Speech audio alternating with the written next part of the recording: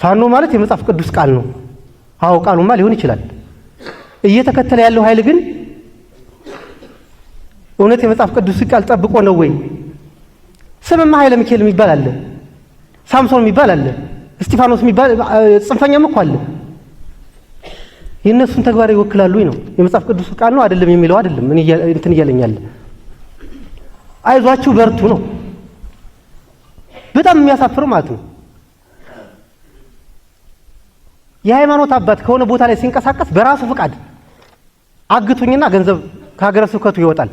ዝም ብዬ ብደግፋችሁ እንኳን ተጠያቂ ሆናለሁ፣ የመንግስት አካል ይጠይቀኛል፣ መከላከያ ይጠይቀኛል ተብሎ እኮ አንድ የሃይማኖት አባት ሆን ብሎ እስረኛ መስሎ እኮ 800 ሺህ ብር እኮ ለጽንፈኛው ሰጥቶ ይወጣ የሃይማኖት አባት ያለበት ማን ነው? ምዕራብ ጎጃም ሀገረ ስብከት።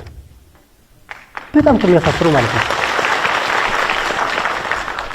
ፋኖ ማለት የመጽሐፍ ቅዱስ ቃል ነው። አዎ ቃሉማ ሊሆን ይችላል። እየተከተለ ያለው ኃይል ግን እውነት የመጽሐፍ ቅዱስ ቃል ጠብቆ ነው ወይ?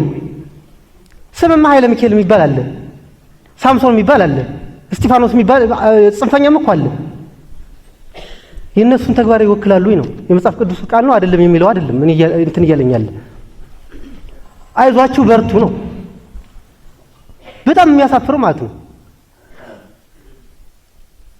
የሃይማኖት አባት ከሆነ ቦታ ላይ ሲንቀሳቀስ በራሱ ፍቃድ አግቱኝና ገንዘብ ከሀገረ ስብከቱ ይወጣል።